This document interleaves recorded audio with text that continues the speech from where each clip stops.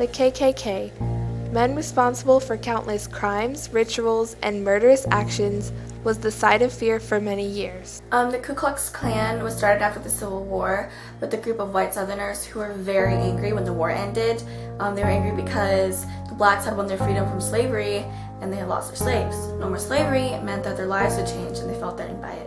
The Ku Klux Klan started after the Civil War in 1860 in an attempt to keep ex-slaves from voting for their freedom.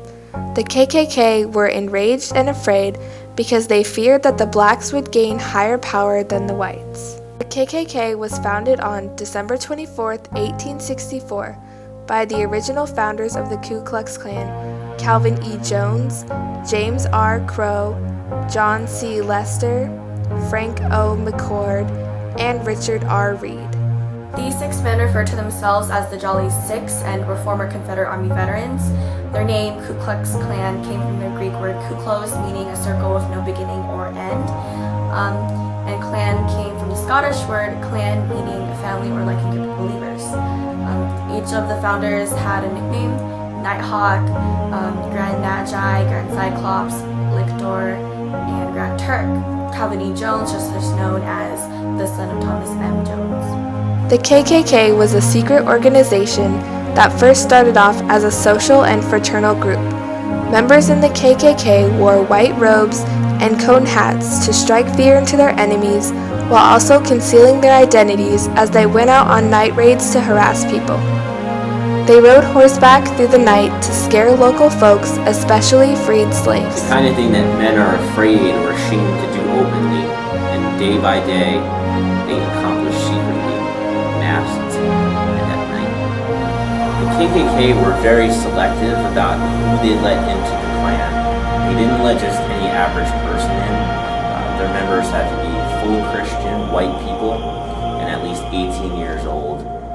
If a person was younger than that and wanted to be a member of the KKK, they had to join the Klan Youth Corps. In the Ku Klux Klan membership requirements, no person was allowed in the movement that could not declare an unqualified allegiance to the Constitution of the United States of America. Potential members also had to be dedicated to the preservation and advancement of the white race. KKK were definitely against slaves who gained their freedom. They felt threatened that the blacks would gain power over the whites and use it against them. They believed that the white revolution was the only solution. Over the years, there has been many clans. All of them go by the name Hooded Order. They burned houses and hung blacks. These members believed in white supremacy, white nationalism, anti-communism, and anti-immigration. They would take the heads of key important people in society and kill black political leaders and sometimes white Republicans. So there were armed guerrilla warfare that killed thousands of Negroes. Political riots were staged. Their causes or occasions were always obscure. Their results always certain. 10 to 1, 100 times as many Negroes were killed as whites. The Force Act was put into place to prosecute the crimes of the Ku Klux Klan and ended up suppressing the Klan's activities altogether. Since none of the Republicans voted due to recent murders, all of the votes cast were from white Democrats. They all voted for Grant's opposing candidate. Generally, it can be reported that in North and South Carolina, in the 18 months preceding June of 1867, there were 197 murders and 548 cases of aggravated assault. What we know, her dad was a wizard of the KKK. She solely believed that the KKK was responsible for getting rid of the Negroes. She also believed that God had sent them to get rid of the Fifth.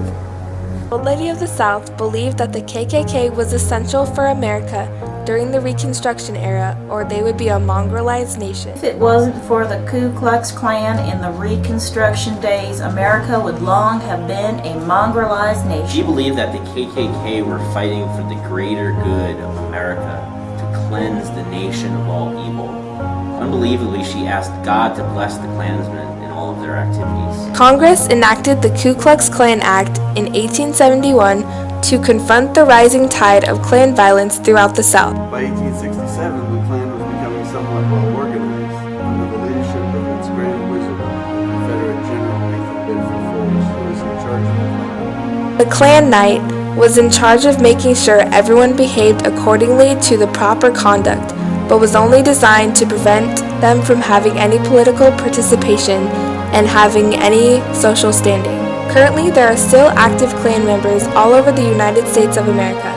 These are the people who, after many years, still believe that the whites are better and dominant race among the rest. They continue to believe that no other race should be allowed to enter America.